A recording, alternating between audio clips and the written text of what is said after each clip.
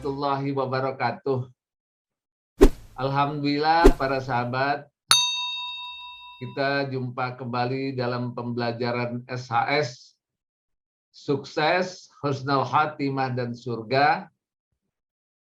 Kali ini kita akan membahas tentang seri yang ke-54 yang merupakan pengulangan juga rupanya, yaitu tentang mencapai SHS dengan cara yang sangat sederhana. Sebagaimana kita ketahui bahwa Al-Quran itu sedemikian luas, terdiri dari 6.236 ayat dan puluhan ribu hadis, sangat luas.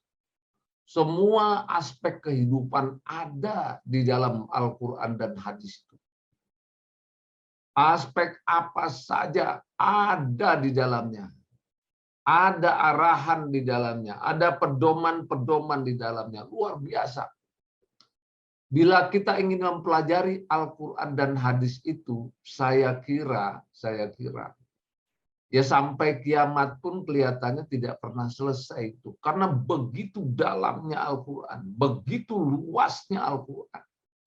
Kalau dia dirinci, ditafsirkan, kemudian diselidiki, kemudian dikaji, kemudian dianalisa, kemudian didalami, kemudian dilihat dari aspek-aspek yang secara saintifik yang dibuktikan, yang dirinci sampai dengan yang terkecil itu. Kalau arahan Al-Quran itu dikaji, itu luar biasa luasnya.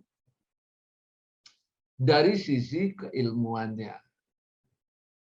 Nah, tetapi sedemikian luasnya Al-Quran itu yang dipraktekkan secara ritual sehari-hari.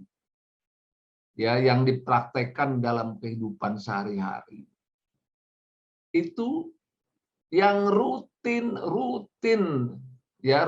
sekali, yaitu sholat. Yaitu sholat. Yang kedua, akhlak.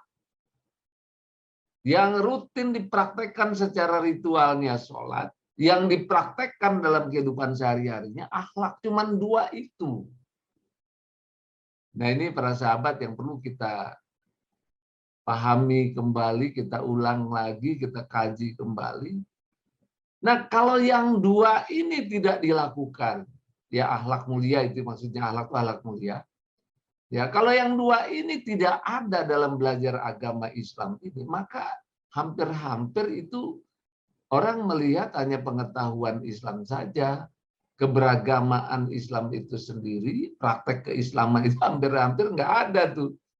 Kalau sholat tidak dilakukan, akhlak tidak dilakukan, maka ilmu keislaman yang demikian hebat itu tidak punya makna lagi.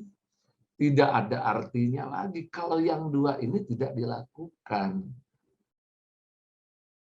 Nah, karena itu para sahabat semua, seberapapun ilmu keislaman yang kita miliki, sehebat apapun keislaman yang kita miliki, ya kalau yang dua ini tidak dilakukan, itu hampir-hampir nggak ada artinya itu ilmu itu. Satu sholat, satu lagi akhlak mulia itu. Akhlak itu, akhlak baik, akhlak mulia itu. Nah, jadi kuncinya kalau begitu,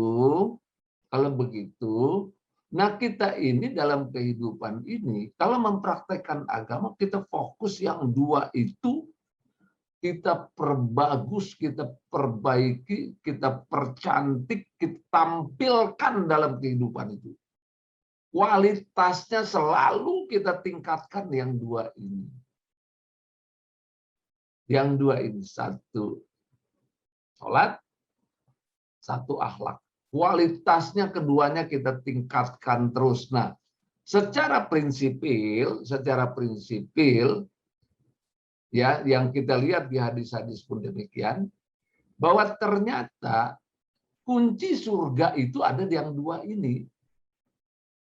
Satu sholat, satu akhlak. Kunci sukses kehidupan ini kehidupan dunia dan kehidupan akhirat itu ternyata di yang dua ini. Satu sholat, satu akhlak. Secara keagamaan, yang pertama kali dihisab adalah sholat. Kalau sholatnya baik, maka baik semua itu. Nah, arti baik di sini kualitas dengan kualitas terbaik. Sholatnya itu, kualitas terbaik. Yang terbaik kan Rasulullah tentu. Nah, ini kualitas terbaik.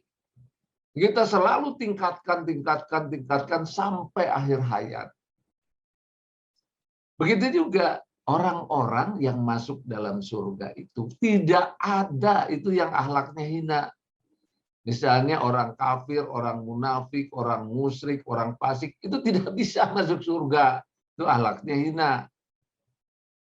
Nah, kemudian orang pendengki, orang penjahat, orang-orang yang merugikan banyak orang, orang-orang yang pembohong, orang-orang dan sebagainya itu. Yang pembunuh, yang jahat, yang itu tidak ada yang masuk surga kecuali taubat ya. Itu berbeda. Kalau taubat itu kan akhirnya dia juga jadi baik. Ya kecuali taubat ya. Nah, tidak ada yang masuk surga yang memang kecenderungannya itu. Nah, orang-orang yang masuk surga semuanya berakhlak mulia. Itu para sahabat. Semuanya berakhlak mulia, ada lebih dari 60 sifat akhlak mulia itu. Dan dibuktikan juga secara riset-riset ilmiah bahwa orang yang berakhlak mulia itu hidupnya sukses di dunianya itu. Di dunianya itu sukses orang-orang yang berakhlak mulia itu. Sukses dalam artian kehidupannya itu sangat baik. Ya, sangat baik dilihat dari sisi kehidupan duniawi. Itu karena akhlak mulia. Nah, tentunya berdampak kepada husnul khotimah. Berdampak kepada surga. Nah, karena itulah dia untuk mencapai sukses husnul khotimah dan surga ini hanya dua secara keagamaan itu. Satu, sholat yang khusyuk. Nah, khusyuknya ini harus ada kriteria lagi. Menurut kita, sholat khusyuknya harus ada kriteria 3T-nya.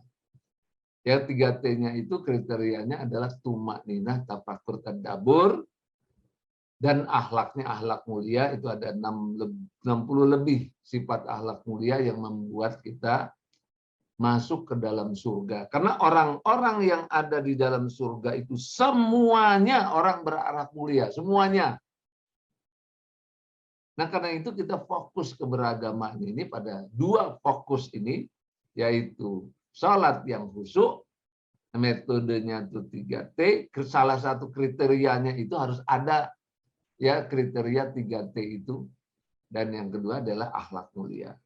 Jadi secara material, secara yang dilakukan, secara praktis, ya secara praktis itu dua itu, yang kita selalu tingkatkan kualitasnya, yaitu sholat yang khusyuk metode 3T dan akhlak mulia, yang terus-menerus kita tingkatkan kualitasnya. Ya, akhlak mulia ini ada di dalam poster berkaca diri lebih dari 60 sifat. Itulah yang membawa sukses husnul khotimah dan surga. Keduanya ini, sholat yang khusyuk, ada kriteria metodenya 3T, nah kemudian akhlak mulia. Nah, ini secara praktisnya. Nah, kemudian kita menyebutnya ini satu kelompok, yaitu satu kelompok itu sholat yang khusyuk, akhlak mulia, begitu. Ya, supaya gampang, sholat yang khusyuk, akhlak mulia itu satu kelompok yang nggak bisa dipisah tuh. Nah, yang kedua adalah sikap kita. Karena untuk melakukan sholat yang khusyuk metode 3T dan akhlak mulia itu tidak mudah. Ya, tidak mudah, sederhana tapi tidak mudah. Ya, sederhana tapi tidak mudah. Artinya perlu ikhtiar, perlu perjuangan, ya perjuangan sesuai kemampuan tentunya, itu sampai akhir hayat. Ya, jadi perlu perjuangan, perlu dilakukan, perlu ditingkatkan, terus sampai akhir hayat.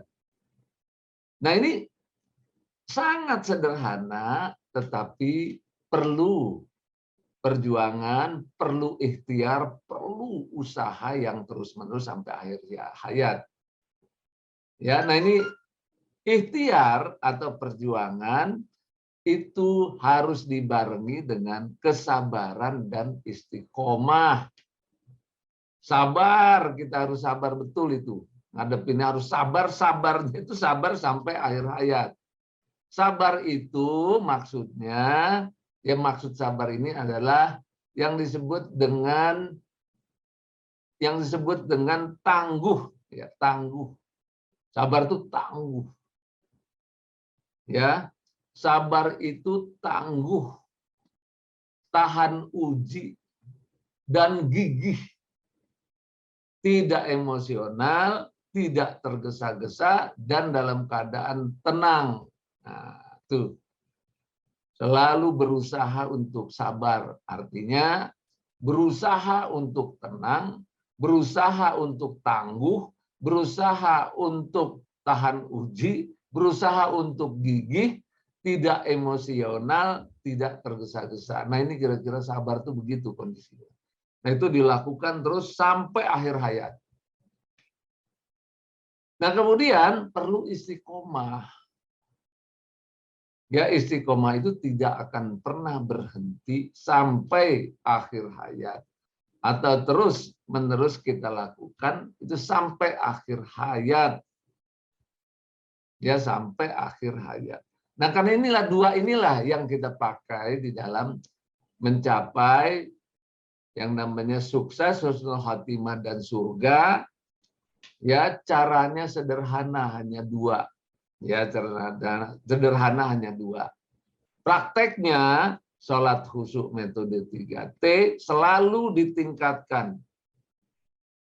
Ya, nah kemudian akhlak mulia juga selalu ditingkatkan. Ini prakteknya. Sikap kita itu dilakukan, diikhtiarkan, diperjuangkan dengan sabar dan istiqomah sampai akhir hayat. Nah ini para sahabat, kita lihat slide berikut ini supaya kita lebih mudah memahaminya. Nah ini kita lihat. Untuk mencapai SHS, ya, untuk mencapai SHS atau untuk mencapai sukses, husnul khotimah dan surga sangat sederhana. Nah, ini sangat sederhana. Hanya dua. Secara prinsipil hanya dua.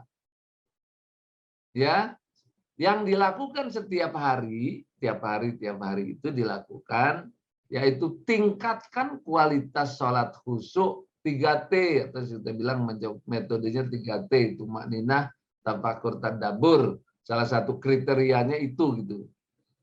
3T, dan tingkatkan kualitas akhlak mulia. Nah, jadi yang pertama, tingkatkan kualitas sholat khusyuk 3T dan akhlak mulia. Yang dua ini. Nah, yang kedua adalah sikap. Dalam perjalanan itu sikap kita bagaimana? Lakukan dengan sabar dan istiqomah sampai akhir hayat. Nah, ini. Jadi dua saja, sederhana, hanya dua itu.